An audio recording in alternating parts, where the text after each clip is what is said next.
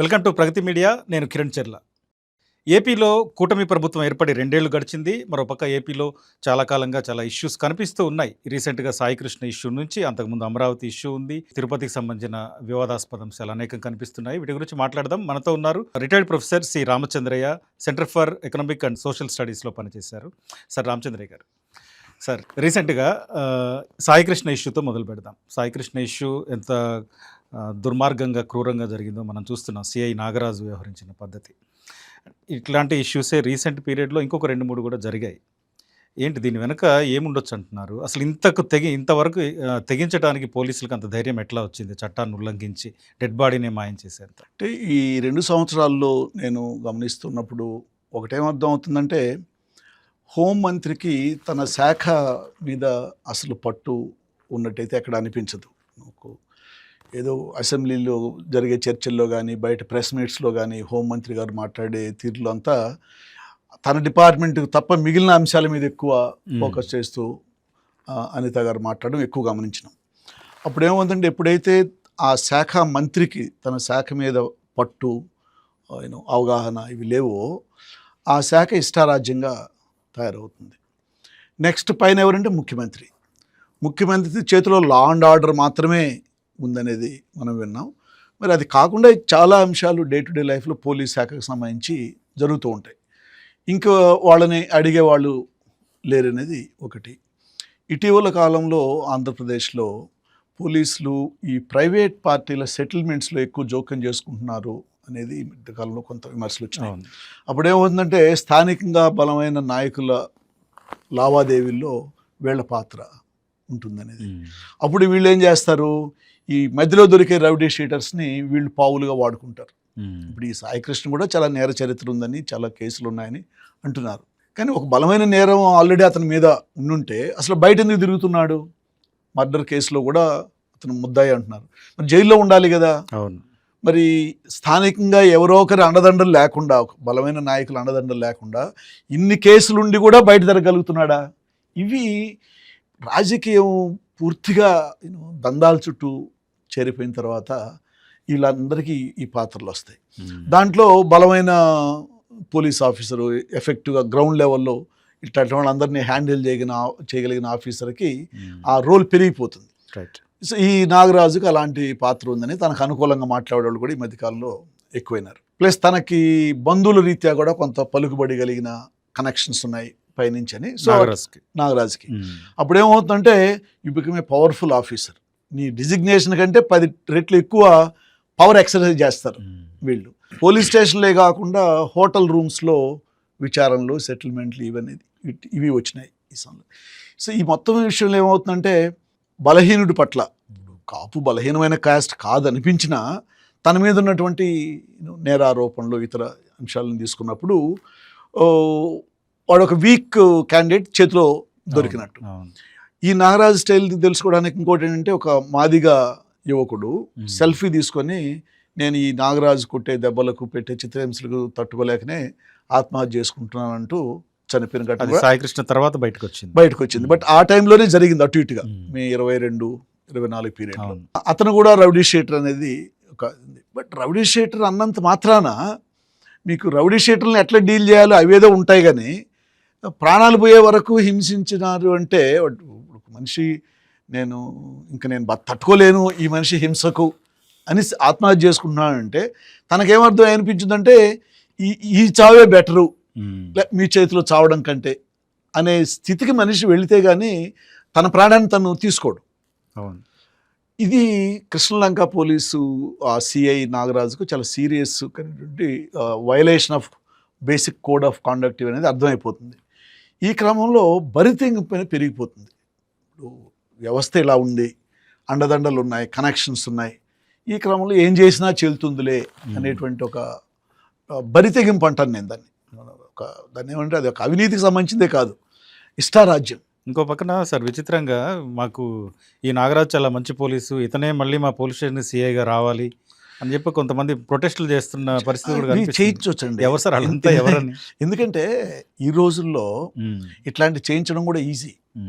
Right. ఎందుకంటే ఆ మనిషి పోయినాడు, సెటిల్మెంట్ చేస్తున్నారు వెనక, పెద్ద తలకాయలు ఉన్నట్టు రోజులకు ఒక రకమైనటువంటి అనుమానాలు వస్తూ ఉన్నాయి. ఇప్పుడు ఏమవుతుందంటే ఎవరో కొందరిని కాపాడడానికే వీడిని చంపేసినారనేటి కొన్ని రూమర్స్ వస్తున్నాయి. వీడి చేత ఏదో ఒక బలమైన మనిషిని హత్య చేయించడానికి సుపారిస్తే వీడు తిరస్కరించినాడు కాబట్టి వాడికైతే ప్లాన్ లీక్ చేసినారు కదా, అవును. కాబట్టి వీడు ఉండకూడదు, అన్ని రకరకాలుగా వస్తున్నాయి. అందుకని ఇప్పుడు ఇంకొకటి ఏమొచ్చిందంటే కర్నూలు జిల్లా నుంచి ఒక దళిత మహిళ అవును తన బిడ్డ ఏమైనాడో తెలుసుకోవడానికి వెళితే ఆమెను ఆమె భర్తను విపరీతంగా కొడితే ఆమె చనిపోయింది, అతను హాస్పిటల్. ఆమె కొడుకుని చంపిందని ఆమె మీద నింద వేశారు, ఆమె లాకప్ లో చనిపోయింది. ఆమె మీద నింద వేసినారు. సరే, లాకప్ లో ఎట్లా చనిపోయింది ఆమె? అవును. ఇది ఒక విధమైనటువంటి ఇష్టారాజ్యాంగ వ్యవస్థ నడిచేటప్పుడు పోలీసులు ముఖ్యంగా బలహీనుల పట్ల, ఇక్కడ సూసైడ్ చేసుకున్న అబ్బాయి దళితుడు, ఇక్కడ చనిపోయిన ఆమె దళిత మహిళ, వీడు కాపు యూత్, సిఐఏ కాపు కదా, సిఐ కూడా కాపే కదా అంటూ తీసుకొచ్చిన ఈ అబ్బాయి చుట్టూ ఉన్నటువంటి వ్యవహారాలు అన్నీ ఈ సిఐ చేతిలో ఉన్నట్టు తెలుస్తూ ఉంది. బట్ ఓవరాల్గా కూడా మనకు లాకప్ డెత్స్లో చనిపోయిన వాళ్ళ సంఖ్య చూసిన ఎగ్జాక్ట్ నెంబర్ నా దగ్గర లేదు, కానీ అండర్ ట్రయల్స్ అంటే వితౌట్ ట్రయల్, వితౌట్ ఎఫ్ఐఆర్, అంటే వితౌట్ ఛార్జ్ షీట్ అరెస్ట్ అయి ఉంటారు, ఒక ఛార్జ్ షీట్ ఉండదు, విచారణ ఉండదు, సంవత్సరాల తరబడి జైల్లోనే ఉంటారు. వీళ్ళ చూస్తే 80% పైగా దళితులు, Muslims, minorities, socially and economically poor people. ఇంక వాళ్ళ తరఫున మాట్లాడే మనిషి కూడా ఉండరు, సామాజికంగా ఆర్థికంగా ఏ బలం లేదు కాబట్టి వాళ్ళ తరఫున వాళ్ళు ఎవరికి కనపడరు. ఇప్పుడు వాళ్ళ తరఫున ఒక లాయర్ అయినా ముందుకొచ్చి ఇన్నేళ్లుగా జైల్లో ఉన్నారు, వీళ్ళని ఏదో ఒకటి చేయండి అని జడ్జి దగ్గరికి వెళ్ళేటువంటి లాయర్ కూడా దొరకడు.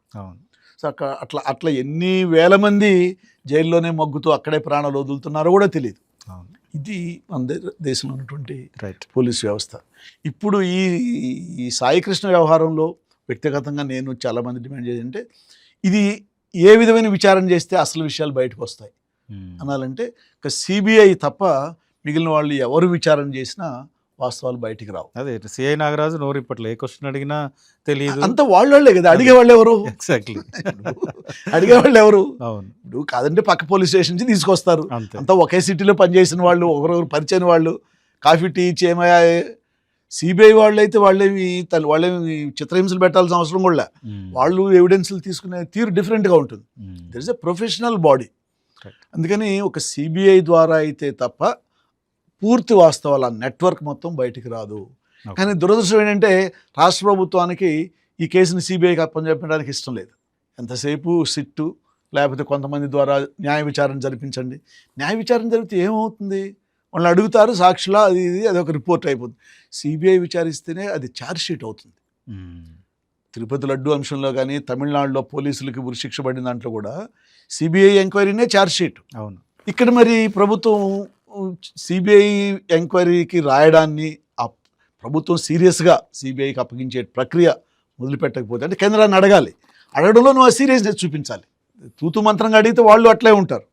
అసలు అడగడానికే ఇష్టం లేదు రాష్ట్ర ప్రభుత్వానికి. గవర్నమెంట్కి అసలు విషయం తేలకూడదనే కదా.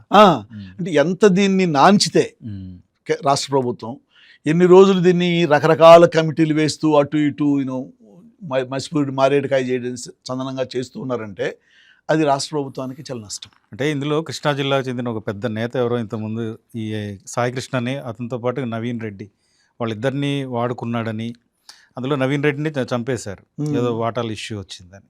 సో ఇప్పుడు ఈ సాయికృష్ణ రివర్స్ కావడం వల్ల ఇతన్ని ఇట్లా స్కెచ్ చేసి ఉంటారు. ఎందుకంటే ఇట్లాంటిది ఒకటి వినిపిస్తోంది, రకరకాలుగా ఉంటాయి ఇవన్నీ. ఈ స్టేట్ లెవెల్ ఏజెన్సీస్ విచారణలో బయటికి రావు. ఎందుకంటే ఇన్ని ముద్దాయిలు కేసులు ఉన్నాయి వాడి మీద, చాలా కేసుల్లో ముద్దాయి కాబట్టి వాడిని ఎలిమినేట్ చేయడమే మంచిదనే నెరేటివ్ తీసుకొచ్చిన వాళ్ళే ఇప్పుడు నాగరాజుకు అనుకూలంగా మాట్లాడేవాళ్ళు. రైట్. సరే, అన్ని కేసుల్లో ముద్దాయి అయితే అసలు బయట ఎట్ట తిరుగుతున్నాడు? అది వాళ్ళ ఫెయిల్యూరే కదా, వ్యవస్థ ఫెయిల్యూర్ కదా. మరి వ్యవస్థలో వాడికి కొంతమంది బలమైన నాయకులు మద్దతు లేకుండా అన్ని కేసులను కూడా బయట జరగలుగుతున్నాడా? మరి ఎవరు వీళ్ళు? ఇన్ని రోజులు వాడిని ఎవడో ప్రొటెక్ట్ చేస్తూ ఉన్నారు కదా, ఇది బయటకు రానివ్వరు. రైట్. అంటే వాడికి అవసరమైనంత వరకు వాడుకున్నారు, అవసరం అయిపోయింది. ఈ వ్యవస్థలో యువకుల్ని కానీ బలహీనుల్ని కానీ పావులుగా వాడుకొని అవసరం అయిపోయిన తర్వాత వాళ్ళు అడ్డం తిరిగితేనో, లేకపోతే వీడు బతికుంటే తర్వాత ఎప్పుడైనా వీడి ద్వారా వచ్చే సమాచారం మనకు నష్టం చేస్తుంది అనుకుంటేనో, ఇట్లాంటి అంశాల్లో చాలా సులభంగా Right. వాళ్ళని చంపేస్తున్నారు. అది ఎగ్జాంపుల్స్ చాలా దొరుకుతాయి మనకు ఒక 10 ఇయర్స్గా వెనక్కి వెళ్తే. రైట్. అవి కొన్ని వార్తలు అవుతాయి, కొన్ని వార్తలు కావు, కొన్నిటికి కొన్ని రకాల ముద్రలు పడతాయి. ఆడికి మీడియా దాన్ని అక్కడికి క్లోజ్ చేస్తుంది.